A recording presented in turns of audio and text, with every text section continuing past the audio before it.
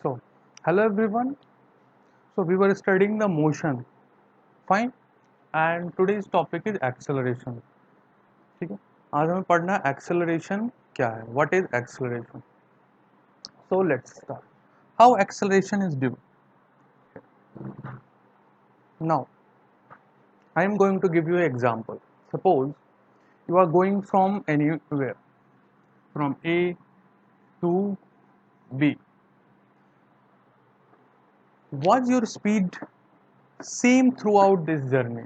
क्या आपकी speed A से B तक जाने में पूरा कांस्टेंट थी? Then we can say your motion was going with, or you are going with constant velocity.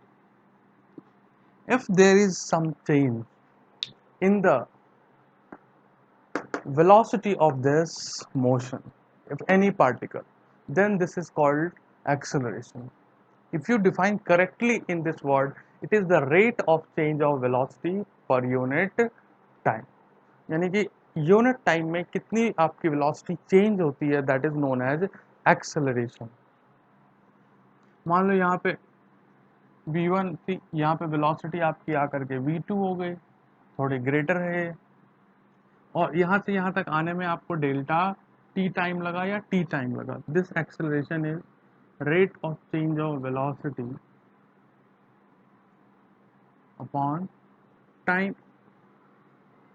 Fine. This acceleration is defined as rate of change of velocity per unit of time. If we go in calculus, ये भी हम समझेंगे कि ये nothing but dv by dt. Again, acceleration is an vector. Acceleration is a vector, and its unit is meter per second square. So, how we will use the acceleration? It is often used in the numericals. Fine. So, how is it used? I am giving you one example. Suppose a bus is moving with 20 meter per second. Fine. After 2 seconds, what will be? After 2 seconds, what will be its speed if it is accelerated through 4 meter per second square? It means इसके बाद acceleration जो है 4 metre पर second square हो गया, time इतना, यानी acceleration is 4, time है आपका 2. After 2 second we have to find v2. v1 क्या है आपका 20 metre per second. 4 to the 8 minus 8, it means v2 will be 28 meter per second. So this is the use of acceleration. Fine. I hope you have understood the concept of acceleration, that what is acceleration. This is the rate of change of velocity per unit of time. So now we are going to start the graphs. Fine. What is graph? We have to, if we have to represent a motion in a graphical method, how is it represented? I take, this is x-axis, y-axis, coordinate axis. I will change the quantities on both the axes. For example, somewhere it will be time, it will be velocity, it will be displacement. So we are going to watch all type of graphs that is possible in our syllabus. So first I am going to discuss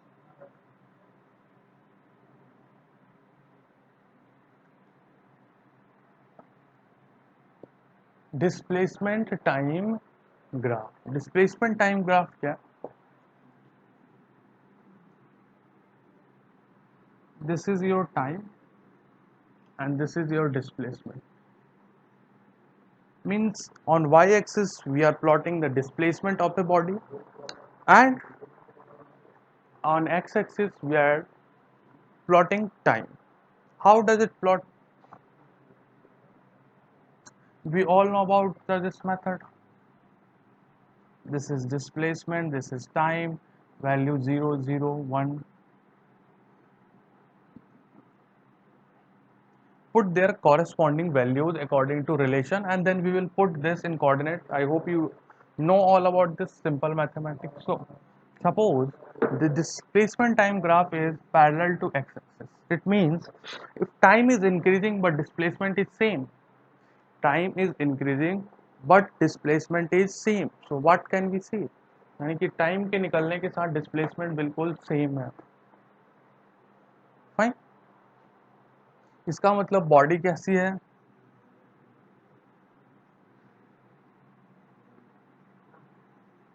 Body is at rest. Body is at rest means velocity will be 0. यानी कि time increase हो रहा है but displacement same है. It means the body is at rest, its velocity is 0. Fine. First, this is the first graph. Second graph,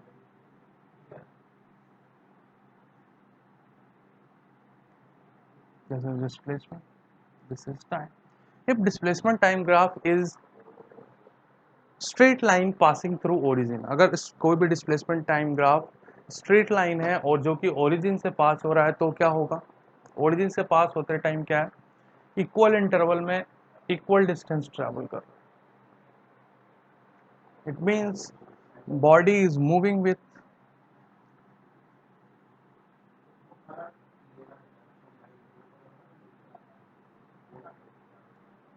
constant speed.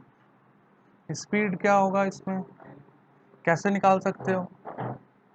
मान लो ये graph, इस पे 2 पॉइंट. मान लो डिस्प्लेसमेंट को मैंने बोला S1 T1, यहाँ पे एक पॉइंट है S2 T2. तो स्पीड क्या हो जाएगा? S2 minus S1 upon T2 minus T1. और मान लो ये वाला जो एंगल है इससे थीटा बना रहा है, इसी को हम लोग tan थीटा भी बोलते हैं और स्लोप भी बोलते हैं. This is very important point. I am going to write this here. Speed कैसे निकालेंगे इससे? या तो S2 माइनस S1 और T2 माइनस T1, ठीक है. या तो tan थीटा निकाल दो या स्लोप. मतलब अगर मुझे डिस्प्लेसमेंट टाइम ग्राफ से स्पीड निकालनी हो, वेलोसिटी निकालनी हो, तो क्या निकलेगा? हम इसका स्लोप निकाल सकते हैं. अगर थीटा एंगल दिया हुआ है तो tan थीटा निकाल सकते हैं. अगर हमें ये पॉइंट्स दिए हुए हैं तो हम इन दोनों पॉइंट्स को divide S2 minus S1 divided by T2 minus T1 कर सकते हैं, क्योंकि ये कांस्टेंट वेलोसिटी से जा रहा है. ठीक है. तो tan थीटा हर पार्ट के लिए, हर पॉइंट के लिए सेम होगा, तो स्पीड को हम लोग क्या बोलेंगे? कांस्टेंट हो रही है. फाइन. अब हम आते हैं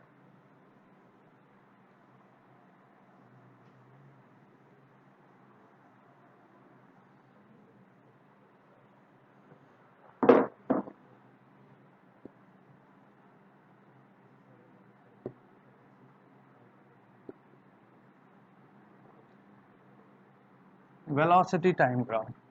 हमने क्या सीखा इससे पहले? Displacement time graph. Displacement time graph का स्लोप क्या देता है हमें? स्पीड देगा, वेलोसिटी देगा. अगर वेलोसिटी टाइम ग्राफ है और वेलोसिटी इधर टाइम, अगर ये ग्राफ कुछ ऐसा है तो क्या हो रहा है? अगर ये ग्राफ ऐसा है, इसका मतलब वेलोसिटी टाइम के साथ साथ कांस्टेंट है. Time is increasing but velocity is constant. Velocity अगर कांस्टेंट है तो body is moving with constant.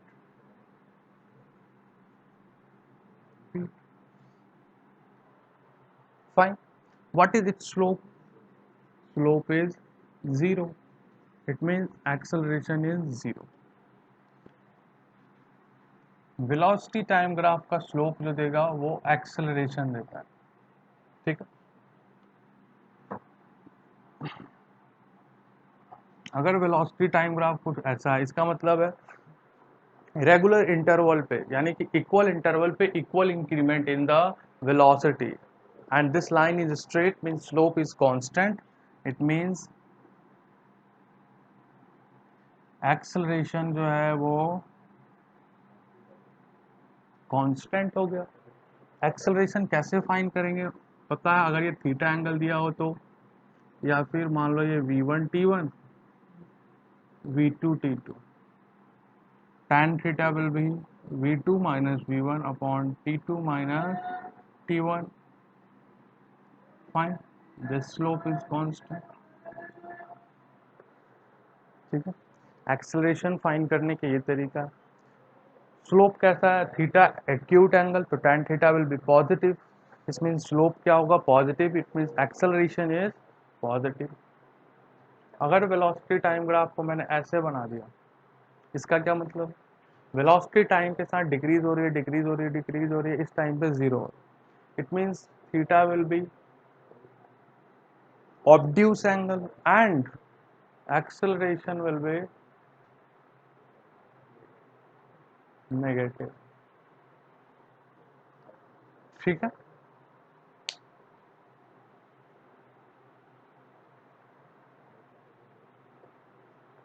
fine, so this was your velocity time graph, we know the slope of this velocity time graph gives us acceleration, हमें acceleration देगा।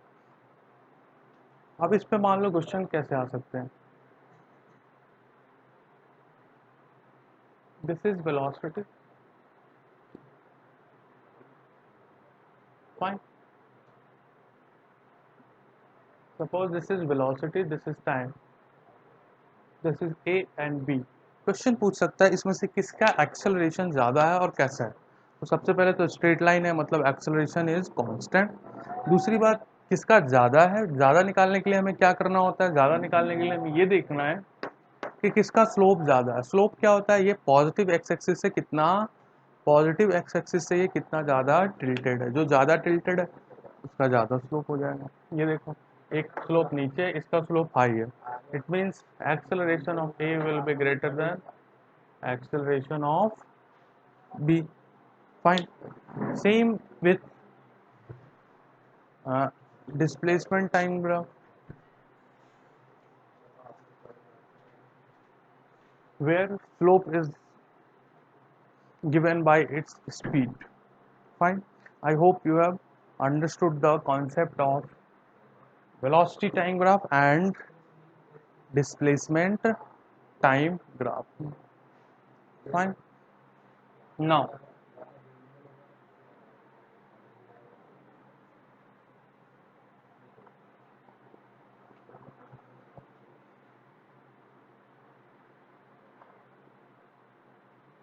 acceleration time graph, this is acceleration time graph, means acceleration is constant if a body is freely falling on the earth। अगर एक body एक ऊपर वाले part से अर्थ पे, ये अर्थ है, यहाँ नीचे गिर रही है, तो इसका एक्सेलरेशन टाइम ग्राफ ड्रॉ करने को आ जाए। तो आपको पता है इस अर्थ के पास एक्सेलरेशन क्या होती है, 9.8 मीटर पर second square, that is constant, and this will be like this. ठीक है, now question is asked into for conversion of question is asked for the conversion of velocity time graph to acceleration time graph and acceleration time graph to velocity time graph, fine, so suppose this is your velocity time graph,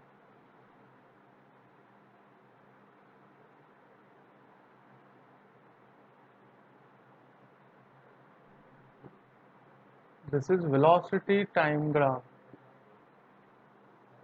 fine, this is your velocity time graph, and you have to draw acceleration time graph corresponding to this. How can you draw, we will divide this graph into three parts, and we will try to find the acceleration for all three parts, and we will put on this graph। so कैसे करेंगे, first part हमने देखा यहाँ से यहाँ वाले part, ये x axis से पॉजिटिव, एक्स एक्सिस से एक्यूट एंगल बना रहा है, it means acceleration will be positive. और कैसा होगा, क्योंकि स्ट्रेट लाइन ग्राफ है, so acceleration will be constant. Fine. तो यहाँ से यहाँ तक एक एक्सेलरेशन की वैल्यू जो होगी वो कांस्टेंट होगी। यहाँ पे वेलोसिटी सेम है, जब भी वेलोसिटी सेम होती है इट मींस एक्सेलरेशन कैसा होगा, जीरो हो जाएगा। यहाँ से यहाँ तक एक्सेलरेशन क्या होगा, जीरो हो जाएगा। तीसरी, जब हम यहाँ से यहाँ आ रहे हैं तो क्या हो रहा है, नीचे की तरफ आ रहा है, यानी कि थीटा एंगल जो बनेगा पॉजिटिव एक्स एक्सिस से वो हो जाएगा obtuse angle, and obtuse angle के लिए वो क्या होता है, negative. Means acceleration will be negative, but slope को ध्यान से देखा जाए, स्लोप ये ज़्यादा टिल्टेड है ये वाली इसके रिस्पेक्ट में। इस मीन्स जो वैल्यू जो यहाँ पे थी ना, अगर ये मान लो ये वैल्यू थी P, तो यहाँ पे जो वैल्यू होगी Q वो कुछ ऐसे होगी, and the value of this Q will be greater than P. I am talking about magnitude, not with the sign. Fine, अगर साइन के साथ देखें तो Q और भी ज़्यादा छोटा हो जाएगा। तो इस टाइप के क्वेश्चंस मेनली आज पूछे जाते हैं एग्जाम्स में, तो आपको याद रखना।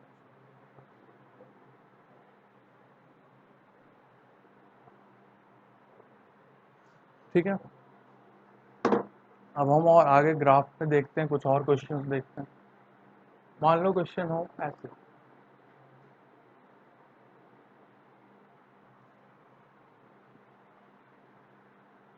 If this is the velocity time graph and theta दिया हुआ है, यहाँ से एंगल, थीटा की वैल्यू मान लो 60 डिग्री है।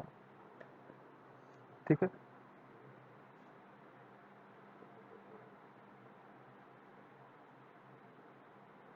what will be velocity at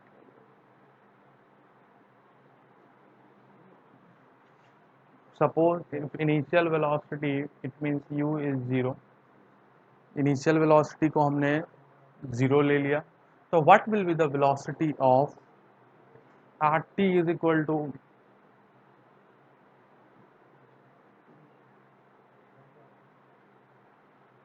√3 second.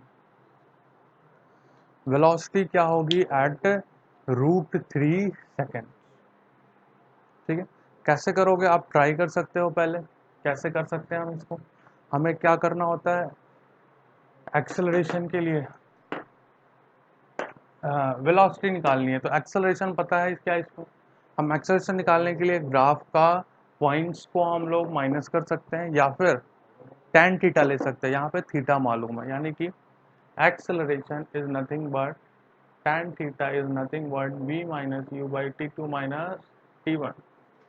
Fine, so इस वाले पॉइंट को कंसिडर कर लेते हैं, 0 0, यानी कि यहाँ पे initial velocity 0 at t is equal to 0, तो a is equal to tan theta,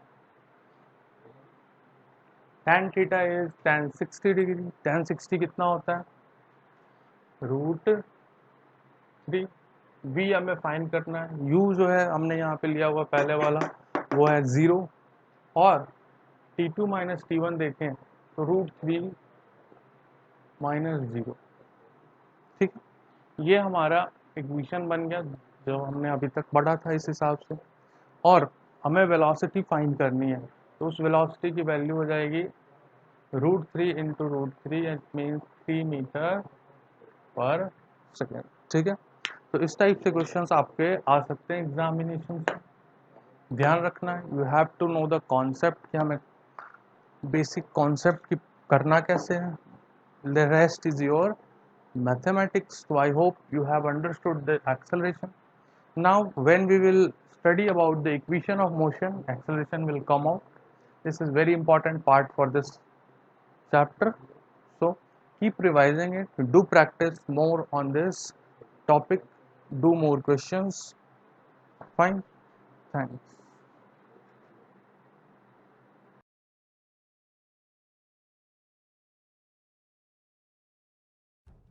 Smart Future Point online tutorial.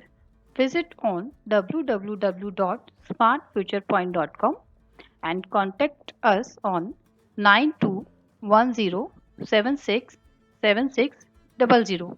and second number 999